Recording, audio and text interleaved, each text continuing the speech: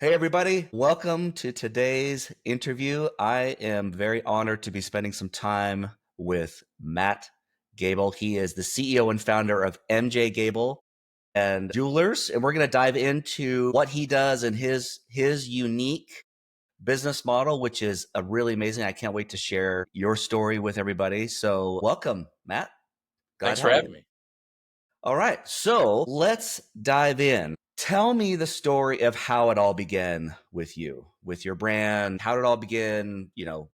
What do you stand for today? Give me the lay of the land. Yeah, absolutely.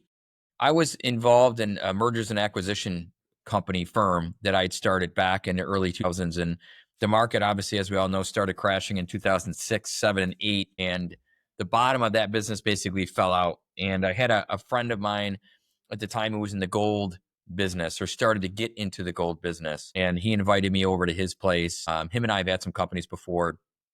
And he said, "You got to take a look at this." And that's basically how I got started, was buying gold. And then from there, we started having a lot of customers and clients that were interested in selling diamonds. And I really didn't know anything about diamonds. I knew a lot about the gold at the time, but we saw kind of an industry that was not being serviced very well. There was a lot of gold places, but nobody was concentrating on the diamond side. So that's kind of where I started diverting some of my attention is to the diamond side. And that's kind of where it started. The concept started, it organically fell into place Mm, at that time. So that was roughly 2008, 2009, um, that I started dabbling in diamonds, and yeah. it kind of exponentially started growing year after year. From there, we became a company in 2011, and then it just history kind of took over, and things started happening fairly fast. So, did you have to go at that point, like kind of diving into the gold and specifically when you transferred into the diamond industry? Did you have to go get training on that? Like, kind of give me the background of how you like then started understanding that world. Yeah, you should. Yeah. I didn't. I kind of do the untraditional method. I am terrible at school. I hate school. I'm hands on. I learn a lot better making my own mistakes. Granted, some of them were costly mistakes, Hmm. but my now wife, who was not my wife at the time, she was actually working for me. Anne, who's a partner of our company, she actually went and got certified through GIA and did all of the necessary things that you should be doing both in the diamond and gem side of the business. And I stuck with the diamond side. She's actually like a gemstone and diamond expert. I'm more the diamond and jewelry expert. And then she handles a lot of the vintage stuff. So she's an expert in the vintage and era jewelry. But yes, so she did. I did some more continuing education and used a lot of her materials and her knowledge. She taught me a lot after I had the basics. And then together we kind of worked together to learn more and kind of help each other grow. But yes, we've got some years of education there. More her Nice. so than I do. So, uh, how is it working with your spouse? Yeah, it had some challenges in the beginning. Her work style and my work style were a little bit different. I'm ex-military, so I'm a little bit more process oriented and regimented and disciplined. And some of the civilians in this world are a little bit more lax and don't necessarily like to follow processes and listen to Yeah. rules or regulations. So we work the kinks out. We work better now, 15 years in, than we did, year one and two. That is for Yeah. sure. Yeah. But we both have our strengths and weaknesses, and we just learn to identify those and work alongside of each other, complementing each other's strengths and weaknesses. That's I know Yeah. that if I was to work with my wife, it would be not good. It doesn't work for everybody, I can tell you that Yeah. for sure. But Takes a special man to do that. it's fairly common in this business though to have the wife on the front of the house and the husband in the back of the house. It's very common in our industry, if you will. Yeah. Okay, cool. So how would you describe the type of clients or collectors that most resonate with MJ Gable? Uh, Geez, it's such a wide gamut of who we work with, from the divorcee to a family that's got quite literally 20, 30, 50, 100 pieces. We've run the gamut. We've had clients fly in from overseas to see us with family heirlooms and collections. We've had local people, and then most of our business is obviously here in the US. 90% of it's out of state, but it runs the gamut. I mean, we have had to limit ourselves in what we deal with because a lot of the smaller stuff and 10 karat gold and lower quality stuff Hmm. isn't the greatest for us. Hmm. And then there's the, collections that are in the 6 and 7 figure range. So it depends. There really is no resonating because we handle a lot of it as much as we can. We don't like to tell people we can't work with them, but that does happen from time to time. Yeah. Okay. So I think what's interesting is we had a quick chat before we started, and this is what's interesting. So I'm going to ask you this question: what sets your business apart from other competitors in your space? Yeah, that is a great question, and I wish more potential clients of ours would ask that question. So this is going to kind of sound like we were the first to kind of enter the marketplace, but I believe we were technically one of the first to enter the marketplace. So we initially just started with offering auction services, diamond auction services. So typically we'd remove a diamond from a piece, a setting, usually an engagement ring of larger quality. We'd send it to our diamond auction. We'd get really good results. Then we started finding that not all clients liked that. So we started doing a broker service. And then from there, like an actual jewelry auction service, and then a consignment service. Hmm. To date, that's what makes us entirely different from anybody else. Most buyers want to buy it for like 50% of value and then sell it for 100% of value. Hmm. They don't care about you, the end user, or the seller. They care about their pocketbook. So we've now introduced, the consignment, the broker, the auction service to our platform, which all carry a different value to that.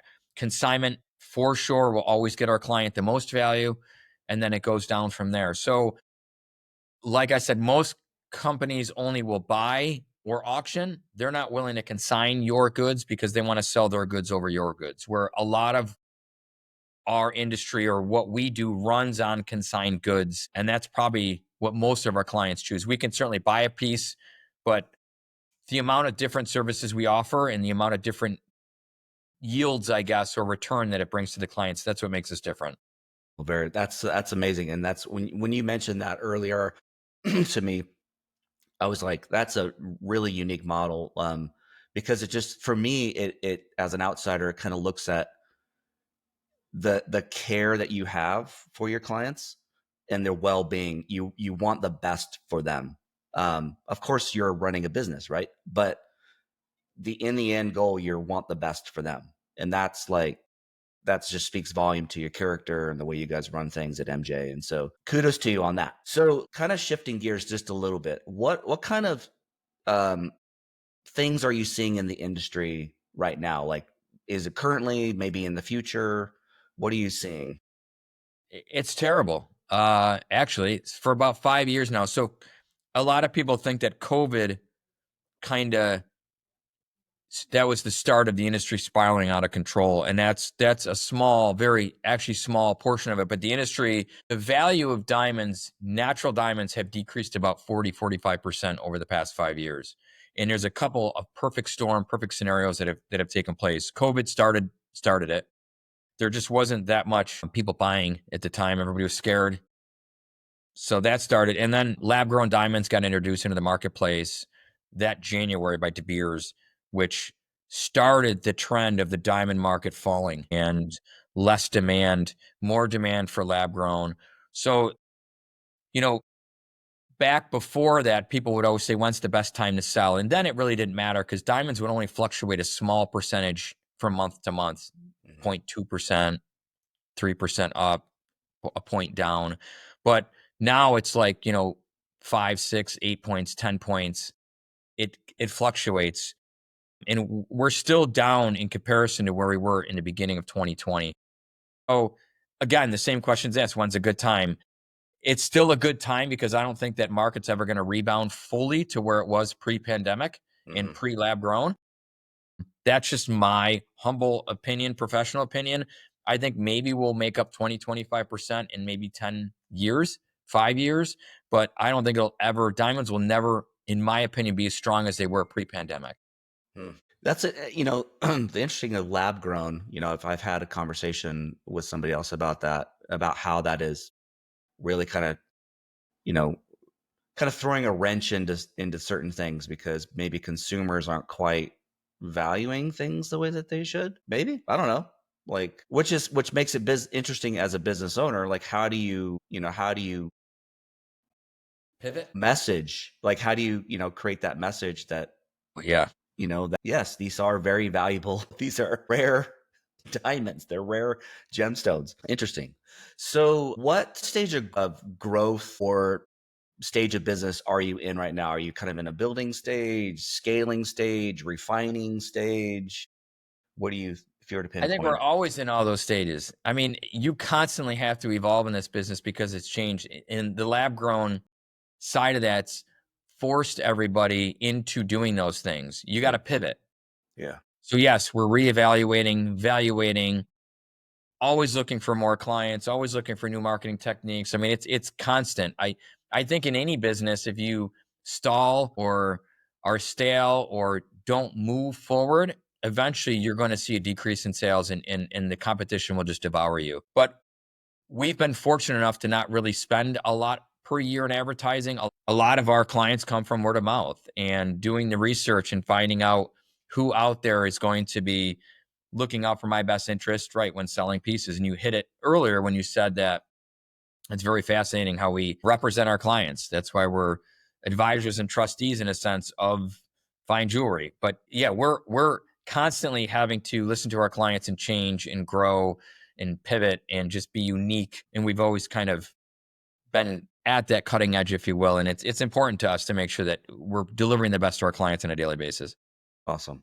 So what's the most exciting for you happening these days? Like wins that you've had, things that are just like you're really excited about.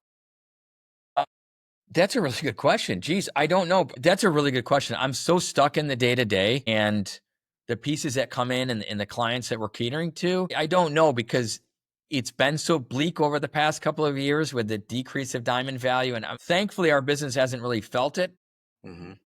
because there is older generations that want to sell off estate pieces or vintage pieces or unique, rare pieces. So that business is always steady. I think what keeps me motivated in the driver's seat is what's going to come in my door or be shipped here or who's going to fly in to see us next and what type of piece do they have. That's what really keeps me on the edge of my seat because some of the pieces that we've been honored to work with are just substantial, amazing pieces that most jewelers and professionals will never have the chance to see them or work with them. Can you elaborate on that a bit more? Do you have a particular story, a favorite story of a past client and a piece Yeah. that you worked with that you're really proud of? Yeah, actually, I do. We had a couple from Spain fly in to see us, and on their way in, they stopped in New York City and they stopped to see, as everybody knows, New York is like the diamond capital, Chicago.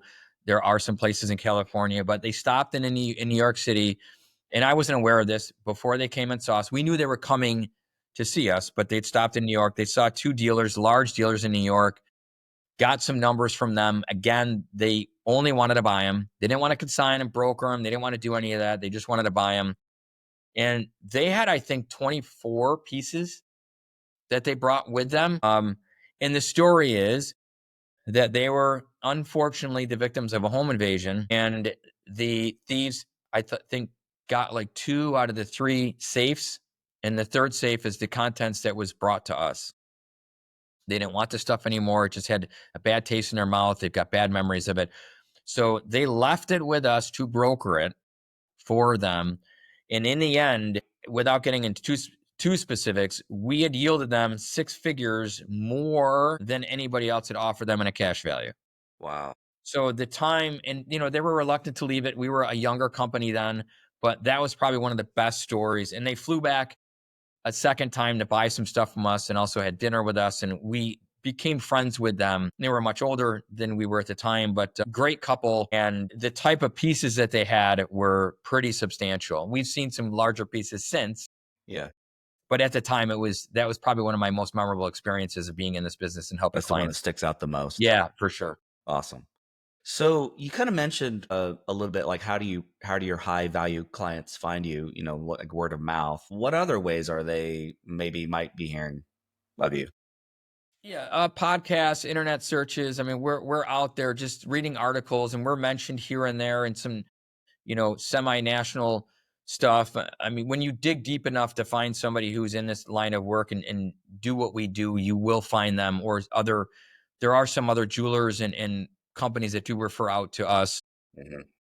but that's predominantly how, usually the wealthy know the wealthy, and that's typically how that works. But yeah, or they find our pieces, like they'll find pieces on some of our platforms and notice like a 6 or 7 carat diamond that we've got posted, and they'll see our information and contact off of a piece for sale and say, well, if they can sell a piece of that caliper or size, they have to be able to sell mine or help me with mine. And that's, I've got a YouTube presence too that is through MJ Gabel, that a lot of people will find us through the YouTube, because I do offer free advice and consulting there for clients looking for remedies basically, and what to do with their pieces.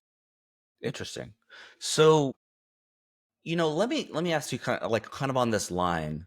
This is something that I'm just kind of going off the cuff here. Is okay. You have maybe I'm kind of making a blanket statement here. I'm making an assumption that a lot of your clients are probably in the older demographic. How do you see your business translating into the younger demographic? Good question. So yes, the older generation typically are the ones who will seek us to sell pieces for them. But on the flip side of the business, we've also have the younger generation coming and buying and creating new pieces. And my wife handles the sell side on that side of the house. So the engagements, the wedding gifts, things of that nature. So she creates and manages that side. And I typically handle uh, the buy side on the other side. So and she gets involved with that too, but she's the expert on the younger generation. And there are some younger ones that are selling stuff too. The younger generation doesn't want grandma and grandpa's or their parents' stuff.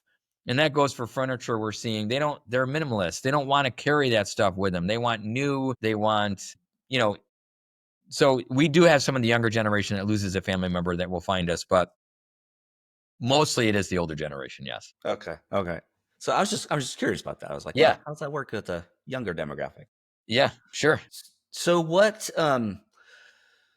marketing challenges or areas that you'd like to dial in over the next, 6-12 months as you continue into 2025? Yeah, I think the areas are more the estate and vintage stuff. We find the market's been really stable for that kind of stuff versus like the Harry Winston, the Tiffany and Cartier pieces. We've seen a little bit of decrease in value of those in the secondary market than we have on the vintage side. And I think that again has to do with the lab grown stuff. But I think we're going to concentrate more on the era style jewelry, the vintage stuff, estate pieces that collectors typically seek. So do you think that would be kind of an evolution of the brand? Do you think in a certain way, like or No, just in addition to, I okay, think. I mean, we do handle them now, but I think we're going to start with the market dip and the changes in this industry. I think we're just going to kind of pivot a little bit more towards marketing for those pieces. And I think a lot of families still have that type of those pieces, those styles of jewelry for sure. very cool. So what if you were to kind of wave a magic wand per se and fix kind of one thing in your business, what would that be? In the industry or the business, Either or. I think in the industry would have to address the lab grown diamond situation. I think a lot of consumers and people out of trade don't really realize how much of an impact that has had over the past 5 years to the industry. I've seen a lot of really good jewelers, second, third generation jewelers that have gone out of business, and wholesalers that wholesale diamonds that have gone out of business because they just can't make it work anymore. So rather than me being specific to my business and right and be more profitable and make more money, which I'd love to be, but I think overall helping the business as a whole and the industry as a whole, I'll find a way to survive. Business has been great for us, but the hundreds, if not thousands of people out there that are struggling with the changes and the pivoting of the industry over the past 5 years, that's probably what I would really like to address and fix. Hmm. So, you mentioned you have come from a military background. Is there anything that you have leveraged from your military background that other people, other business owners that are hearing this could learn from, like that have translated into your business, the way that you've approached business or the way you do business? Yeah, I mean, I'm just a different build, I guess. Yes, I mean, the military's helped. And I think not all vets or military guys make good business owners. I think being an entrepreneur isn't something you just kind of wake up one day and decide to do. I think it's kind of in you. It's difficult to be taught that. Some people are just a little bit more motivated or disciplined than others. But yeah, I've done some coaching, and I mean, there's a lot of things that you can learn and read and try to understand about your business. I think just being fair and having really good processes in place and doing things on by habit and consistently, I think that will build a business. Everything now, marketing for anything is sell it now, sell it fast, get rich quick. And it just, none of that really works. In my opinion, it can for a very short period of time, but Yeah. it's just not sustainable. Yeah. And I think a lot of people get sucked into that and think that, geez, if I can just do this, I'll be set for life. If I can just open a business, I'll be set for life. It's not that easy. I mean, you constantly have to innovate and pivot and change and move and fix and refix. And you know what I mean? Like you're constantly Yeah. looking at how to improve things and what to do better. What pieces of equipment can you get or technologies can you address or incorporate? So yeah, it's nonstop, constant. Hmm. You know, I have a I'm gonna kind of go slightly off target here just a bit, so kind of bear with me. Yeah. I really want to explore the lab grown challenge here because I think a lot of people can really learn from it, learn from the differentiation between, lab grown and that, because as a like for me as a consumer, I don't know diamonds. I don't live in the diamond world. I bought one for my wife when we got married, of course. Uh, but I can you explain to me, or maybe somebody who doesn't understand the difference between the two, like, can you kind of give a broad stroke of like what's the main difference between the two? Why would somebody want a lab grown versus a pure diamond or vice versa? Hopefully I'm kind of making sense with my question Yeah, here, you but make 100. Yeah, I completely agree and well understand exactly where you're coming from because I get that question a lot. So what we're noticing is it's like a generational thing.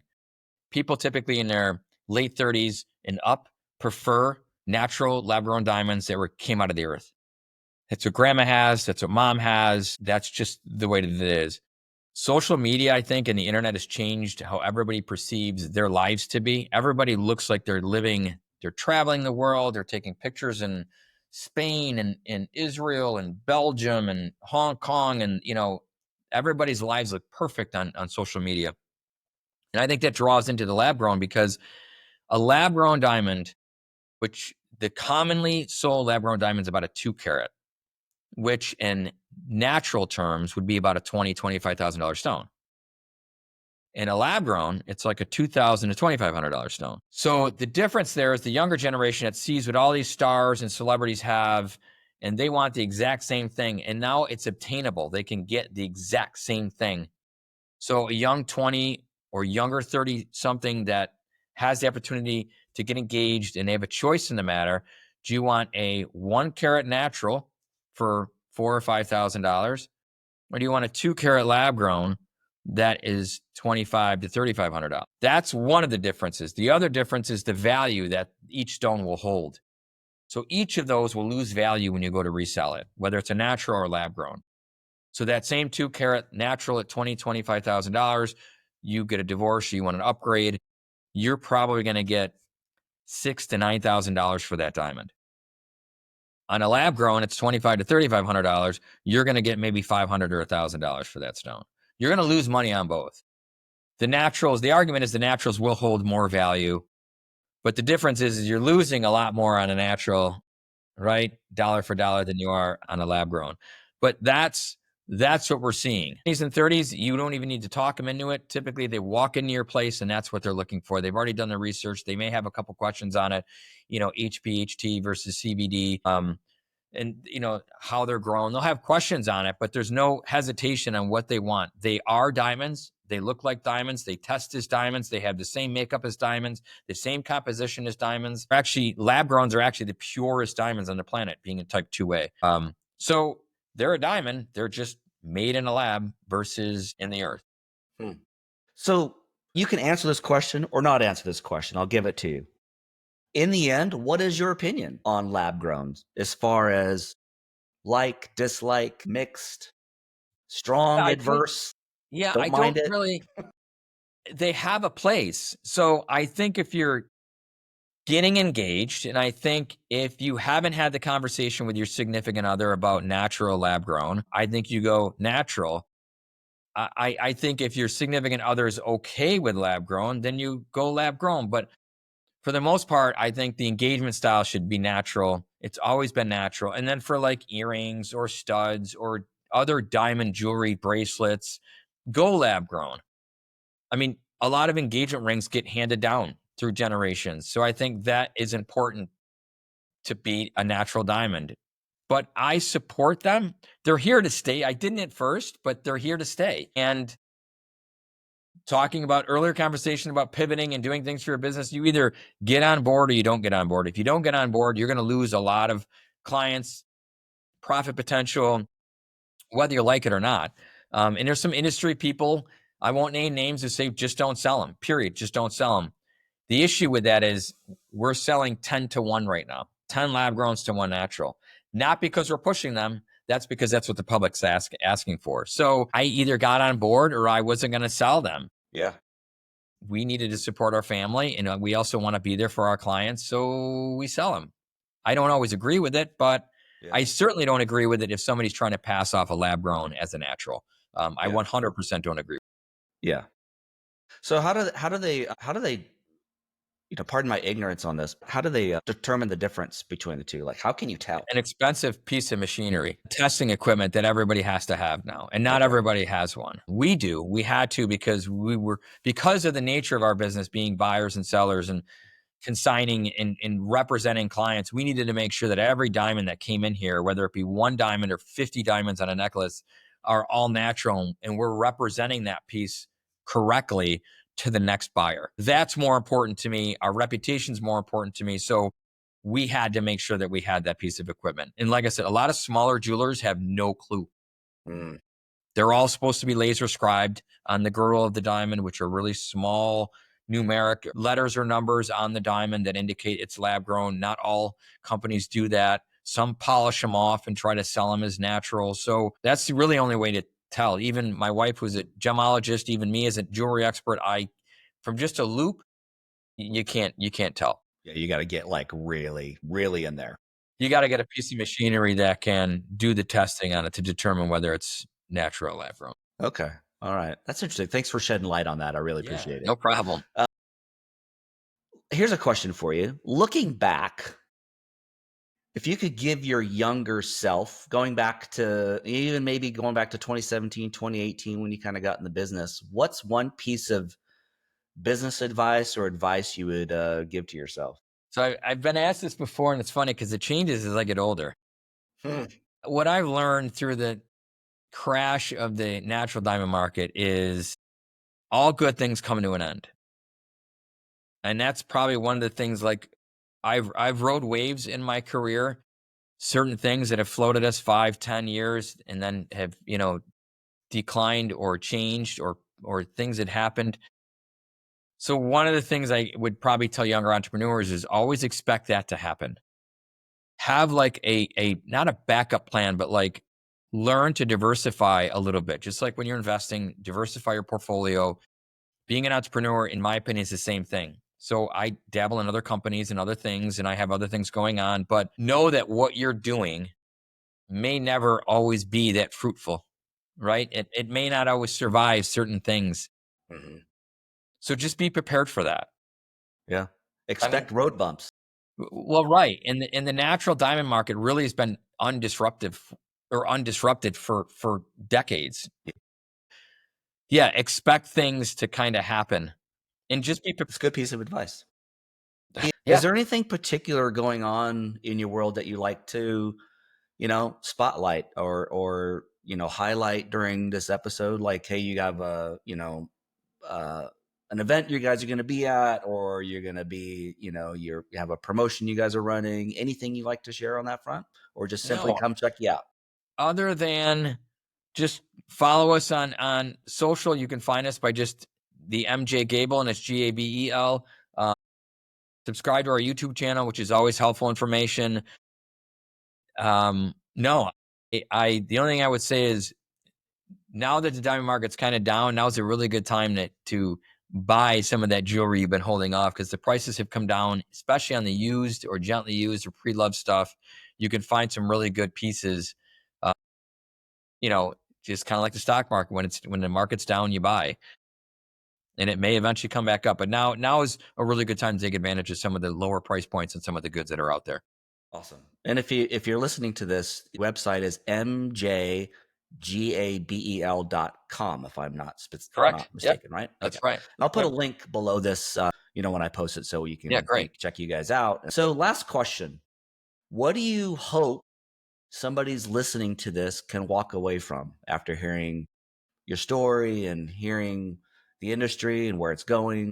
I go to one person, like one group of person, which is somebody that, well, two people, a young entrepreneur, or somebody who's looking, who's researched the web and trying to find a source to get rid of some jewelry, and are finally now relieved, being like, great, maybe I can call this company or this guy and get some sound advice and point me in a direction that can be helpful. And then the other, I guess, is right, the young entrepreneur or business owner that is starting out and can realize that you can build success and make things happen as long as you are driven and have got motivation and determination and can be consistent. Really, anything's possible. And when I got interested in business and started doing this stuff, there was no internet. That'll date me a little bit, but there was no internet. I'm right with you, man. So, I I mean, remember I those was days. pre-internet, Yeah. out there hustling and making things happen. And it is so much easier now, I think, to get out there, right? And to publish yourself and to be heard and seen. Take advantage of that. Get yourself a YouTube channel and get on there, and people will find what you're saying and doing interesting, believe it or not. You may not think so, but there are people out there that live different lives that will find what you're doing very interesting and will learn from you. Not every time, but there's some bits and pieces there that they'll pick up, that they'll learn some things from you. So that's Awesome. Well, Matt, thank you so much for carving out some time to chat today. It's been a pleasure hearing your story and hearing your journey. And we'll, make sure you guys check out mjgabel.com and what you guys are up to, and keep them on your radar. If there's anything you guys need help with, he's your guy. So excellent. I thanks, appreciate you Matt. having me. Have a Yeah, great pleasure. day, and we'll talk soon.